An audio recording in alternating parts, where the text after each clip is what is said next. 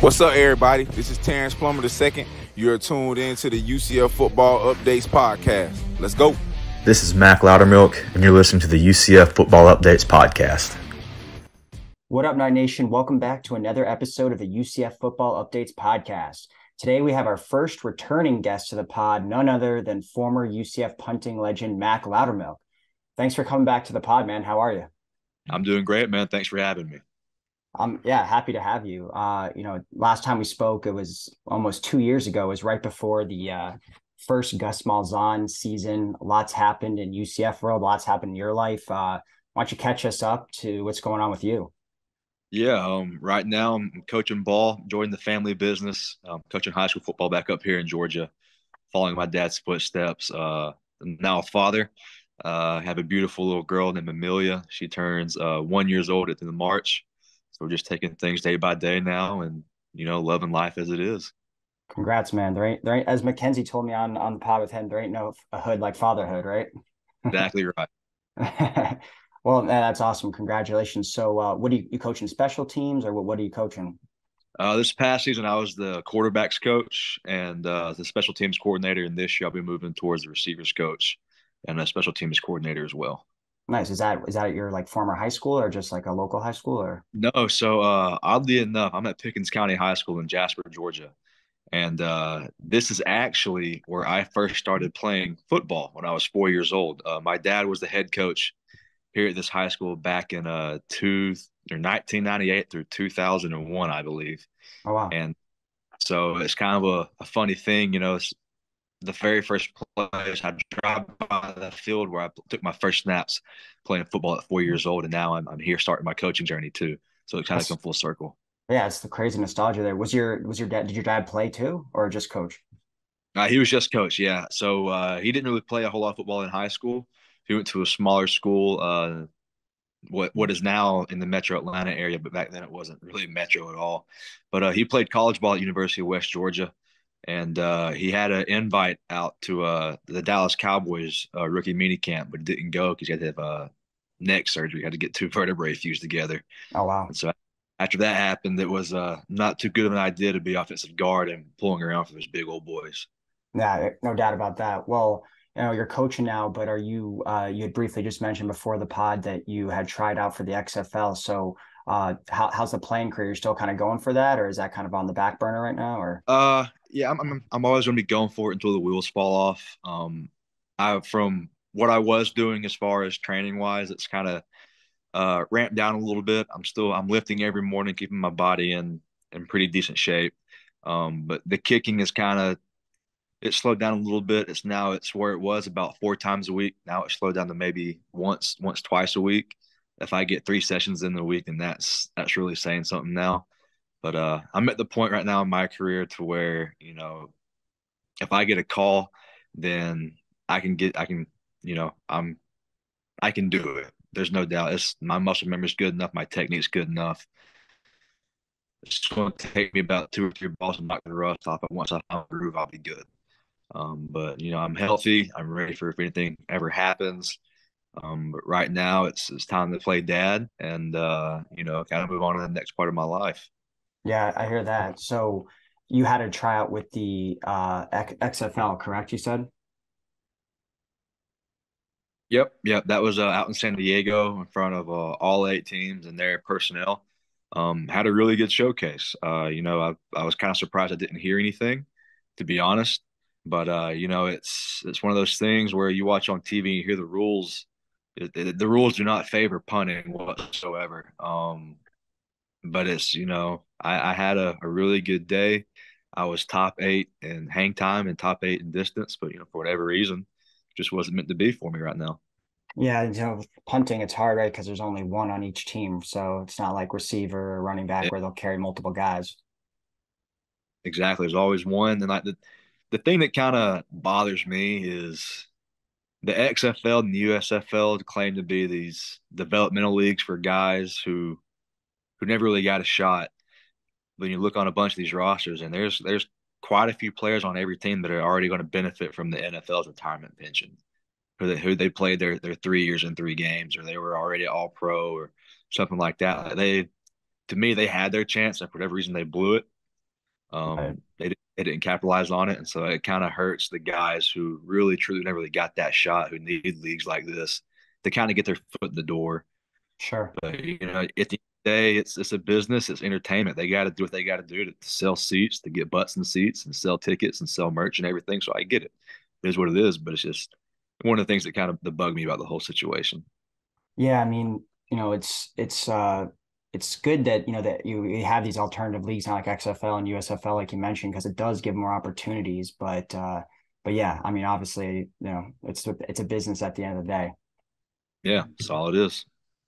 Well, hey man, well let's shift gears a little bit, talk about UCF. So last time we spoke, it was like I said, right before year one of Gus. That season's well in the rear view, but now we kind of just finished up year two of the Gus Malzahn era. Back-to-back 9-win seasons, made it back to the AAC title game, but kind of a little vibe different from first year you beat UF, you're feeling real high. This year we pretty much lose 3 of our last 4. But how are you looking at the Gus Malzahn era so far? Now that we're 2 years in, about to enter the Big 12, but just in the terms of the last 2 years, how are you feeling about him? I'm feeling good. I think there's things that I don't necessarily agree with as far as play calling or anything like that. But I mean, you have to understand he's not Scott Frost, he's not Josh Heupel, he's not running those type of offenses that are meant to spread that ball out, take deep shots. Like his offense is more or less still established to run to open up the pass game. And then, spread some guys out by formation and use your speed to get on the flanks whenever you have the safety sniffing down, trying to fill the box. You have someone's eyes in the wrong spot, and you take advantage of that.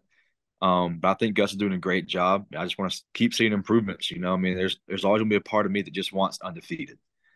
And I think that's every fan's goal, because they've seen that we did it in back-to-back years, really, in the regular season. But it's very hard to win a game in a D1 FBS Power 5, whatever you want to call it. It's hard to win one game. Mm-hmm. It is much more harder to win 12, 13 in a row and have an undefeated season.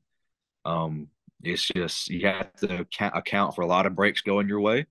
You got to account for everybody being healthy, and I think that's kind of really the main 2 things that kind of sucked last year. Was the injury bug hit a little bit later on in the season, and we just caught some bad breaks later on in the season.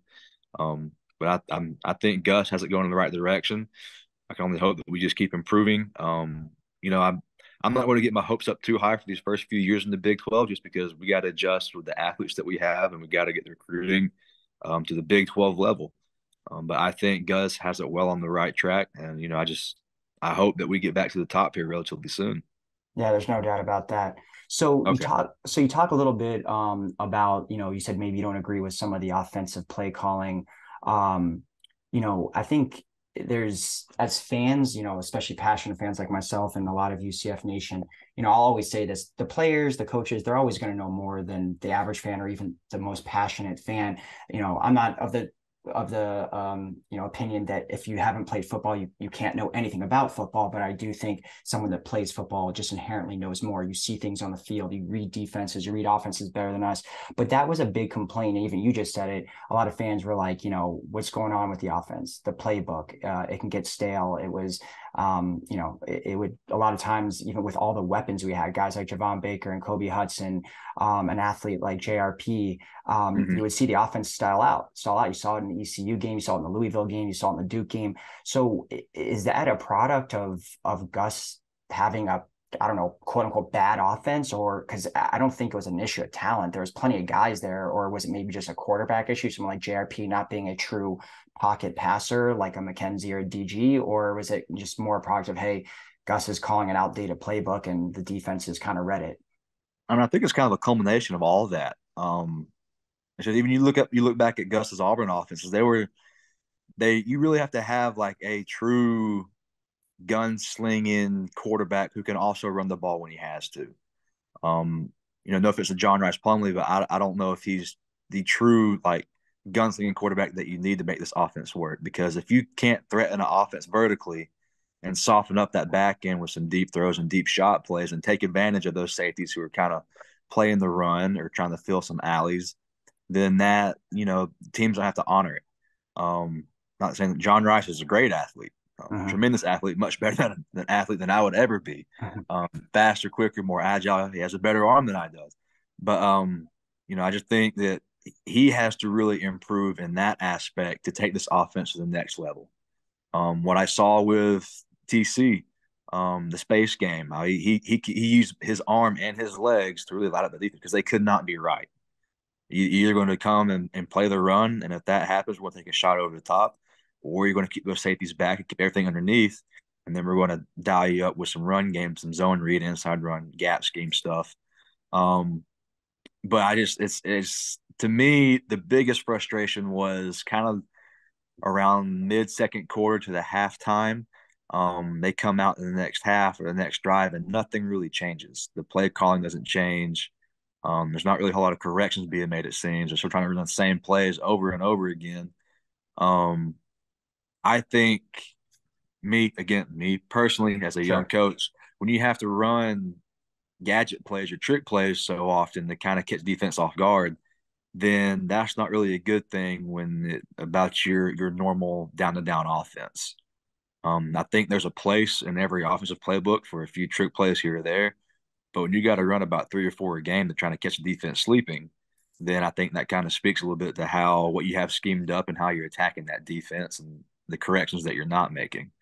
But I mean, it's hard to make those corrections in game because, I mean, heck, who knows? I mean, I have no idea. They probably had a great game plan heading into Louisville, heading into Duke, heading into Tulane. That second time we played Tulane, heading into ECU, but for whatever reason, it's just the plays aren't working how you envision them to work. And then when you spend a whole week, three real good days of practice developing that game plan, narrowing your script down that you're going to use to call plays with, and then you get to third quarter in a game, it's like, oh crap, nothing's working. So now what? You can't just go to the board and draw stuff up on the sidelines and say, all right, that's what we're doing now, boys. It's you had your plan. You have to keep using that plan, and if it works, great. If not, they got us this week. It is what it is. So then, obviously, you see that. Obviously, I'm sure Gus can see that. I mean, does that, not that I'm trying to say anything bad here, but does that speak more to the limitation of JRP not being able to open up the offense vertically, and like Gus was just left with what he had because you talk about those gadget plays and things like that? I mean, does that more speak to JRP or I know you said it was a combination of a bunch of things, but if there was a guy like Mackenzie, I know it's an extreme example because he's one of the greatest college quarterbacks, but is that more like a limitation thing because JRP can't make those plays, so Gus is kind of forced to rely on some of these other gadget or other type of plays? I think a little bit. I mean, again, if you can't take out or at least occupy the defensive back end, their safeties, their cornerbacks, their nickel, whoever they're using to fill in a running alley, then it is very hard to run inside zone gap scheme type stuff when those safeties are just filling gaps and coming downhill so quick.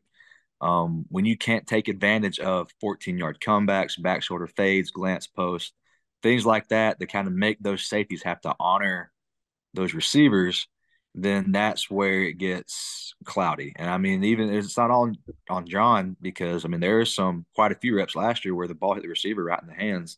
True. And for a reason, they just don't catch it. True. So it can't just all be on John. I mean, he's trying his hardest to make us successful.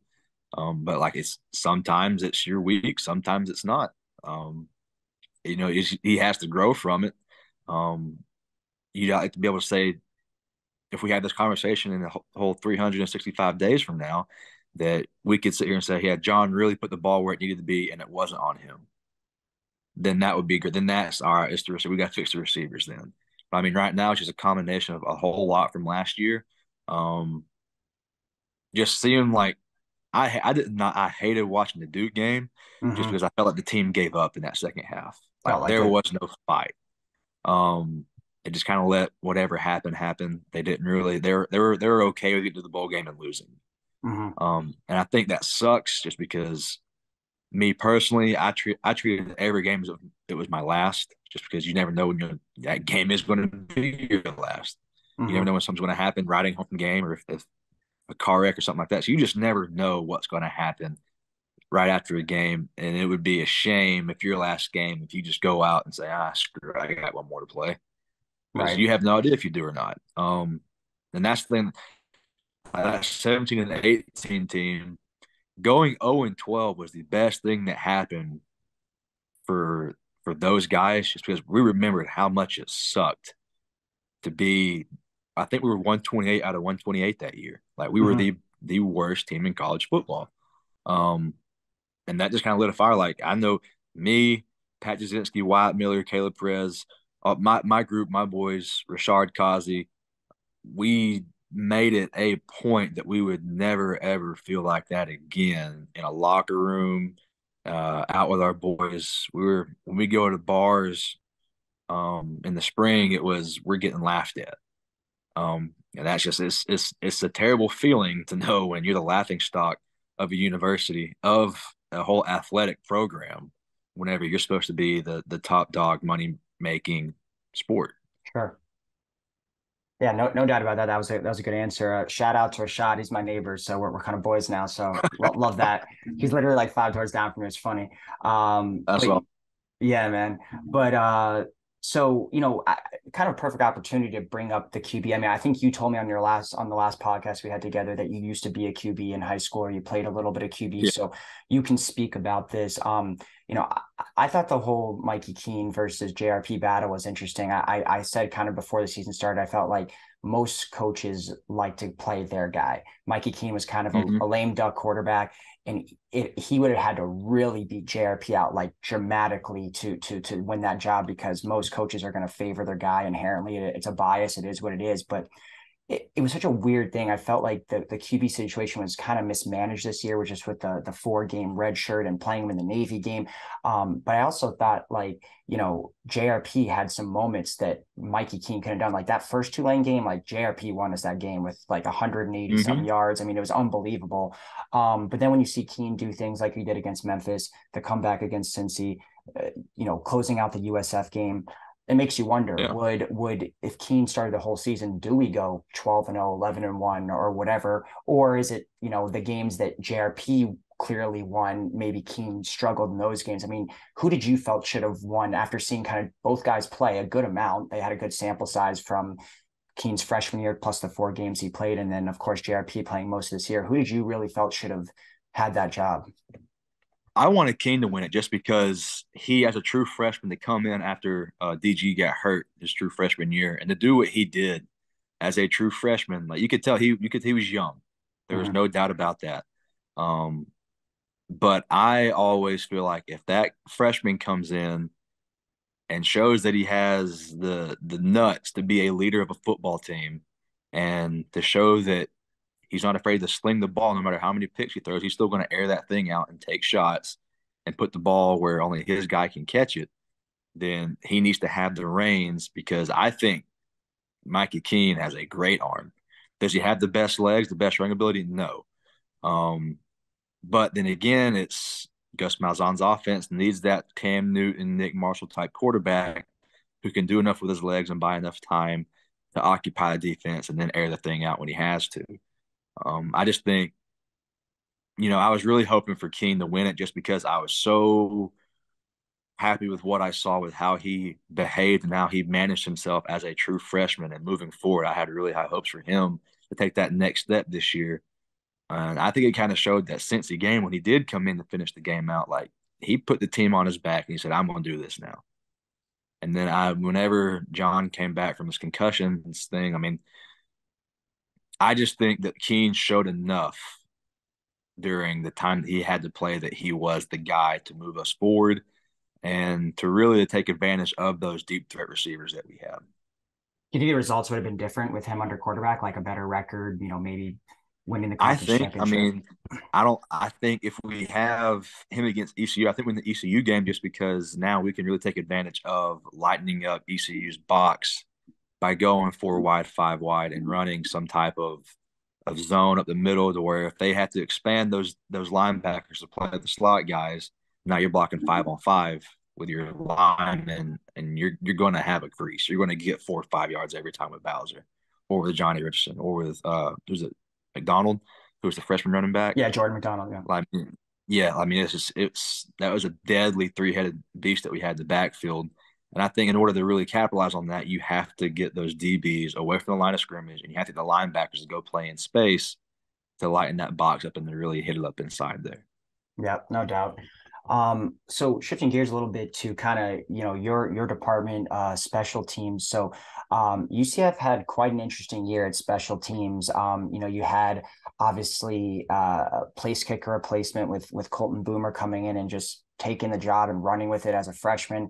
And then you had, Andrew Osteen, who, prior to the year was a preseason kind of award nominee, then ends up getting replaced mid-year with possibly the second best facial hair combo in Mitch McCarthy after you. What did you make of the special teams this year? I mean, it was interesting. I think we all saw Obarski, the writing on the wall there. He just, for whatever reason, he may be a great kicker, but he was not getting it done when it mattered. And then for Boomer to come in and I think he missed one kick all year, if I recall correctly. Mm-hmm. And it was that 64-yard attempt or something like that, some outrageous kick. Exactly. He was phenomenal and really helped, I think, save some of the season with some of his play. And then you had, Andrew Osteen, from all accounts, seemed, at least the first year of Gus, was pretty damn good. And then obviously, I don't know what happened in this year, kind of got replaced. So what did you make of the special teams this year? Kind of like you said about the quarterback thing, playing your guy. I see the special teams thing as kind of that same thing. You could see why they wanted to put Boomer out there to give him a shot. There's no questioning that. Love Obarski as a kid, but for whatever reason, it wasn't getting done on the field, and you have to win games to keep your job at college football. That is what it is. I think the Osteen situation was more or less going away from a traditional type scheme, like we ran with under Nick Toth and under Javon DeWitt, and heck, even under Mike Buscemi, to where we're kicking the ball and we're putting that thing on the numbers, 45 yards with 4 or 5 seconds to hang, getting our guys down to the cover and relying on our coverage team. To whereas I think the scheme now is what you see now in college football, where guys roll out 5-6 steps, no one really blocks, and then everyone's releasing downfield, and you're trying to get 9-10 guys out in coverage before the ball's even hit. Not saying that Andrew can't do that, but I think as far as Andrew's goals and what he wants to do after college and try for the NFL, like, it's always a big question going into meetings with special teams coaches is, well, can the guy hit an actual punt like can he do in the NFL? There's a reason why that you don't see any rollouts in the NFL, and it's because it's against the rules. Mm-hmm. Nobody can leave that line of scrimmage until the ball is kicked besides the gunners. So you can't roll out. You can't buy time with doing that. You have to have a very secure protection plan. And I think the whole rollout punt, as I've said before, you're either disguised as one or two things. You got a punter who can't punt the ball 40 yards with 4 seconds to hang, and if that's the case, he should not be playing D1 college football.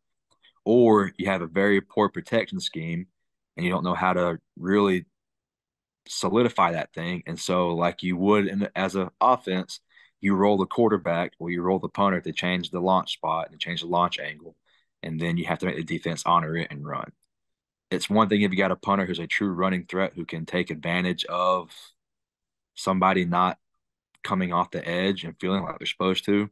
But 9 times out of 10 with these guys, they're running 5 or 6 steps to the outside, letting their guys release downfield, and you're going to see fair catches or balls that hit on the ground and just roll forever. So I think really it came down to just 2 total different mindsets as far as scheme and utilizing his skills and what he was able to do. Yeah, that makes complete sense. But it does seem like we have a nice, next 3-4 years with a pretty stable special team situation. So that's always a good thing. Absolutely. So moving out of this year, obviously a lot of excitement ahead. The Big 12 is on the horizon. Everyone's really excited. The recruiting has really picked up. You're seeing Gus Malzahn get some hometown heroes, as they're calling it, keeping a lot of Orlando local kids home. So a few 4-stars, kept some guys away from schools that were trying to, swipe them, like Florida and whatnot. So let's talk a little bit, going into next year. You did allude to it briefly about the Big 12 and, maybe we're going to need to get the recruiting to catch up. But what should be realistic expectations for the first year of the Big 12? Obviously, a step up in competition. We're playing Oklahoma. We're playing the defending Big 12 champs in KSU. I mean, what should be expectations? And is it possible to compete, right off the bat, even if that's, I don't know, top 3, top 4 in the conference, or is it probably not quite, there yet? No, I think so. I think that, and like with the recruiting, the biggest thing is the depth. That's the biggest thing, because when you're American, like if you got 1 to 2 guys deep, then you're good. Mm-hmm. But when you start getting these bigger conferences, they're 3, 4 deep. They're rolling in 4 new D linemen every 3 plays to keep the guys fresh. So I think that's the biggest thing we have to have good depth. That's the biggest worry. I'm not worried about the size or the physicality. I'm worried about the depth and just can we last the full 4 quarters? But no, I mean, I fully expect UCF to come in and compete. I expect them to be working their tails off in the weight room right now, getting ready, because the weight coaches know, the coaching staff knows as well. Like it's about to be a different level of competition. You have to have a different type of athlete to compete on this next stage. And I fully, I'm hoping for a 9-win season. If we go 9 wins and we're top 3 or 4 in the conference, then that's a very successful first year. That we're on the right track to be the top 1, top 2 in that conference within the next 4 or 5 years. That's all I can ask for. I don't want to see guys quitting whenever stuff starts getting tough in game. I want to see them keep fighting, be chippy within the rules, no dumb 15-yard flags, but at least fight for everything that they're out there playing for, and just compete until that final whistle blows. That's what I want to see. Yeah, if they got 9 wins, I think that'd be a hell of a season. I think that would actually go above expectations. When you think about if they win their 3 out of conference games, that means they won 6 games in conference, which would put them at 6-3. That would be very, very impressive. I think it's possible. Yeah. I've tempered my expectations a little. I've been kind of predicting more of like a 7-5, 6-6, which I think it would be okay, suitable. Yeah. But you know what, the schedule does line up nicely. They avoid Texas, they avoid TCU, and then they have some easier home games with like West Virginia and Baylor, teams that were like 6-6, 5-7 last year. So it's definitely possible. That would be really cool to see. But now also going to Big 12, there's been another couple big changes. We basically got a new offensive coordinator and a new defensive coordinator. The DC is obviously in-house, which, not a huge news there, but the OC, I'm interested to hear what your thoughts. Gus supposedly is going to be giving up play calling duties, even though when he got hired, he said he would be calling plays for the rest of his career. But whether it's pressure or whatever, the new era of college football, he said he has to focus on so many other things. Do you feel it was the right move? Handing off the duties to new OC Darren Hinshaw, who's a UCF legend, former quarterback, and how much do you know about Darren and his play calling? Yeah, I mean, I think by all means, it's not going to hurt anything to let him call plays. If anything, it takes some of the pressure off of Gus, because now Gus can say, "Hey, it ain't me. It ain't me calling plays. It's him. I can get someone else in here to do this, but just so you know, it ain't me. Y'all had it a little bit better whenever I was doing it." Right. So I think it could possibly some of that. But I think for Gus, he's getting close to the end of his career probably, and not saying the workload's too much with being the head coach and the play caller, but you have to manage so many things as a head coach that if you could take one thing off your plate, as far as getting scripts ready, getting game plans ready, letting somebody else call the plays, that lets you free up and be a true manager of a team.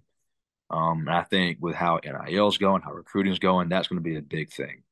I know Henshaw was a legend at UCF. I'm not familiar a ton with his experience as a play caller. I know he was at UAB before this previously, and he was at Gus, or was he at UCF before Gus got there? I think he actually was on Gus's staff, like super briefly. Right. Yeah, like as an offensive assistant or something like that. Yeah, so I mean, it's whenever you can bring guys back who are familiar with your system already, then that's always great. It's not a huge learning curve. But yeah, I mean, I think just I want to see the offense, and I know it's not going to be the same offense as Frost and Heupel, just because it's 2 totally different type of philosophies. But I still want to see averaging 42 points a game, stuff like that. Like I want to see us in the top 10% of scoring offenses and what we're able to do with the athletes that we have. I don't think there's any reason why we shouldn't be in that top echelons as far as offensive production goes, just based off of who we have at receiver, at running back, at quarterback, whether it be John or Tommy, or who's the kid coming in from USF, the transferred, Timmy McLean, yeah. Yeah, like we have no reason why we don't have someone at quarterback who can facilitate this offense and put it at the levels that Nick Marshall had it at Auburn, or people like that, or Stidham at Auburn, who launched his pretty decent career so far in the NFL with Gus's offense. So I mean, I don't think there's any reason why we shouldn't be averaging 35 plus points a game. It's just we have to make sure that we stop the other team from scoring more points than us. Really, that's what it boils down to. Yeah, no, I think our offense. Oh, go ahead. Sorry. Yeah, I mean, I just think we have the blueprint laid out. I think Gus stepping back from the play calling is a good move for now, just because now if it doesn't work out, you can say, well, it ain't me. I'll get someone new in here to do it. But for right now, if I expect it to be a little bit different play calling, what's what I'm looking for? Not decisions, but different like philosophy rather, as far as play calling, scheme or and stuff. setting stuff up, because it's still going to be Gus's stuff, but how he calls it, how he uses motions and shifts. I think it's going to be a little different. I think it's going to help us be on the top echelon of college football. Yeah, I agree. I mean, we definitely need to be scoring 35 plus, especially with the weapons that this team has. The skill positions seem to be pretty damn deep right now, deep as they've been the past 5-6 years. But you did mention their NIL. So I know when I first asked you about NIL, it was, our interview was August of 2021. So this was really when it was just getting started, the portal, the NIL. Now, essentially a year and a half later, and we've seen a full, couple cycles with NIL and the craziness and the portal, and then the two of them kind of combined and what effect that has. I know you originally said, you're for the players making money, but, you kind of want to see it play out. How do you feel a year and a half later? Has your opinion changed of it? I mean, do you still feel like those two things in conjunction are good for college football, or does it need some regulations, or kind of how do you feel about it? I think it definitely needs some regulations, just because if you're going to have players who are making 7 figures in NIL deals, then you might as well throw away the XFL and the USFL and just rebrand college football as the minor league for NFL. If that's how players will be making money, then that's what needs to happen. Go ahead and just do that. I was always on the side of, I think players should be able to use their name, image, and likeness to make money, but I don't think it needs to be 7 figures worth of money, worth of crazy dough. It's ridiculous. I always like, you have to cap it to keep everything regulated and to make sure that there's no dirty money coming in or anything like that, or teams doing what Texas A&M did last recruiting cycle and essentially buying the top recruiting class with oil money. Like, you have to cap it. And then once they hit that cap, then you put it in a fund, or you put it in some type of account to where they can then access it whenever they turn a certain age, whenever they're done playing football, to where that money's sitting there waiting on them. But to have a 18 through 24-year-old kid who has access to 6-figure, high 6-figure, low 7-figure salaries, and they're not even, they don't know how to file their own taxes yet. They don't know how the world works yet. And that's a lot of responsibility getting dished on them. Thankfully, you haven't seen too many instances so far of people misusing funds or players just abusing what they're doing, which is great. I think that speaks a lot to schools and how they're educating their players on finances and everything. But I just think if you want to level the playing field and keep the parity in college football, then you have to kind of cap it somewhere and figure out another way to manage the excess money that wants to come in, whether it's through other accounts, some type of retirement. I don't know exactly how you do it, whether you set up a retirement account to where once a player earns $100,000 within a calendar year, then whatever he earns after that goes into some type of savings account that can be accessed once he graduates or once he leaves school. Something like that. But I just think there has to be something to stop the madness as far as NIL and as far as really dirty recruiting goes in college football. Yeah, I mean, I mostly agree with you. I just, I've said, I think this whole transfer portal nil era has taken some of the charm and what I love about college football and it being all about money and business. I know it was always like that, but Yeah. now you're seeing with realignment and now USC is going to be in the Big Ten and they're not going to be facing California teams. It's just kind of stripping away the pageantry of college football. I get it. College kids, if your name has value, of course you should get paid for it. But when you start combining with the transfer portal, dirty recruiting, things like you said, it gets just, kind of crazy. And also you don't want to completely ruin the parity and some of these other things. But, I guess this is the new age. Hopefully they find a way to regulate it. And then my other big issue is I don't like, if you're going to treat it like the mini NFL, kind of like you said, then we need to kind of go all in on that. For example, like, you have guys that literally are leaving the third week of the season, the fourth week of the season. Yeah. Yes, they can't play for another team that year, but if you're under contract for a year, it's not like you can just like leave and be like, all right, I'm going to go transfer. Like, no, you're done for that fined. year. Yeah, you're getting fined. Exactly. Yeah. So that's why I have just a lot of issues with it. But I mean, look, guys can make their money, but hopefully there's some sort of regulation in the near future. Don't even get me started with the transfer portal. I think for whatever reason, it is leaking down into college football as well, to where kids aren't getting playing time and they're transferring. Their You're saying parents at the high school level, you mean? Yeah, like in Georgia, like in order to be eligible to play at a school, like your parents have to make that bona fide move. Mm-hmm. Like you have to move counties, like establish a job, establish a new place of residence, everything like that. I know that that's not how it is in Florida, but like in Georgia, you're seeing families move twice a year to bounce from middle Georgia to some metro Atlanta school. Then it's not working out there. Then they go to some other school, another district. If the word commitment does not mean committed anymore. Like, I think, I mean, I get you have to do what's best for you and best for your family. But my God, if you're a freshman that comes in and you don't see the field, at least try for another season before you transfer. Give it some time, because as an 18-year-old kid, unless you are just an absolute freak of nature, you are not ready to compete with the guys who have been on a college football roster, who have been in a college football weightlifting program and nutrition plan for 3+ years, who have been pumped full of protein and testosterone and everything like that. You are not ready to compete on their level. They are grown men, especially places like BYU, who have 26, 27-year-olds on their team. Like, you are not ready to compete with those guys as an 18-year-old kid. It's not going to happen. Embrace the suck.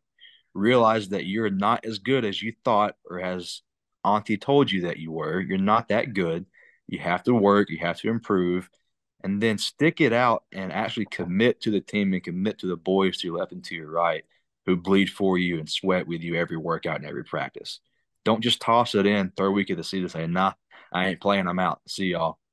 That's not right. That's not what college football is about. That's to me, something's got to happen with that stupid freaking portal. Something needs to happen with that. I agree. It's funny, like this, how you and I think of it is going to be considered like old school mentality in a few years, which is funny. Like it's crazy. I mean, hopefully, there becomes some sort of regulation, but you speak about that brotherhood. So I got to bring this up. I obviously don't want to make this somber, but obviously, we had a tragedy in UCF Nation, this past year with Jake Hescock. Unfortunately passing away. I know you posted about him when it happened, but, that 17, 18, team 19, was such a brotherhood. It's legendary. People talk about that brotherhood. All the players I've spoken to is so close. So when you hear something like that, I mean, how did you react to, kind of hearing that unfortunate news? It sucks. I can right now I was in church. We'd gotten news 2 days before that they were going to try to win him off the vent. All signs were pointing to where he was going to make, he would. I don't think he'd ever be 100%, but he was showing signs of healing and getting better. And then I just remember Sunday morning, I get a text from Coobs and in our group chat that telling us, hey, Jake had passed on early in the morning. And it sucks. Just thinking about, he was one of the first kids that reached out to me whenever my daughter was born, asking for a picture of her and asking, how mom was doing, how I was doing. I mean, that team was really a brotherhood. It sucked going up. Me and a couple of other guys went up to the funeral and everything, and it's always hard seeing someone who is young laying in that casket, but it's so much harder whenever God was like 7 days beforehand you were talking to him. There's someone who's your age who you broke bread with, you bled with, like I said, like you truly rooted for them whenever you left. It's tragic, I miss the kid every day. I had to I give anything to have one more beer with the kid and just sit around and make stupid freaking jokes with him. But he's missed. Love his family, love his brother Luke. What they're going through, I can't even imagine. But yeah, I mean, losing a soul like Jake, it's hard. It sucks. It sucks. No doubt about it. I mean, everyone talks so highly of him, so may he rest in peace. But kind of on a little bit of a lighter note, one of your other brothers, someone you told me you're very close with, Matty Wright, kind of had a breakout year in the NFL this year. I know, unfortunately, he did just recently get cut in January, but you talk about the 6-game stretch. He had 4 games with the Steelers, 2 games with the Chiefs. He went, I think, 15 from 18 and even nailed a 59-yarder with KC. What was that like for you, being so close to them? How awesome was that to see him kind of have a breakout year? I know he hasn't officially stuck with a team, but I think that tape and this year was obviously his best year of his career and should at least get him some other looks. Yeah, I mean, I think it's mind blowing that the kid hasn't landed somewhere yet, to be honest. Same. But I mean, I'm always rooting for my boy. I'll never forget. So when I moved into UCF freshman year, me and Perez moved in the very same day. This is before Perez was even a long snapper. He came in as a linebacker, and we were talking, and we were just like, "Yeah, we heard there's supposed to be some little kid that's supposed to be rooming with us."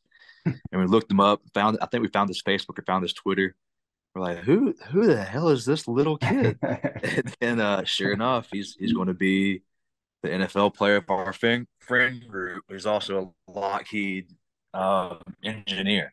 Right. So I mean, I love rooting for Matt. I think it's mind blowing that he hasn't landed somewhere yet. He's shown time and time again that he has the leg, he has the accuracy, he has the nuts about him to come in and make the clutch kicks whenever they matter. But I don't know what more teams want to see. But I mean, heck, he's got his NFL pension already. He's got his 3 years and 3 games in, so he's set for that. So I mean, I don't know exactly, but I don't know what the holdup is. But somebody needs to sign him and keep him because he has the leg and he has the ability to be a franchise NFL kicker.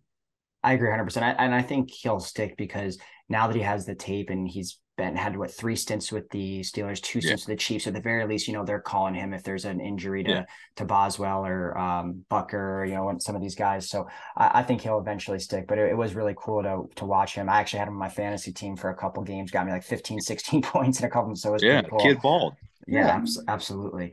Just a couple final questions here. So, you're coaching now. What's kind of the end game there? Do you maybe hope to coach in the college ranks and possibly at UCF one day? Is that the goal, or maybe NFL? Or where are you hoping this coaching journey takes you?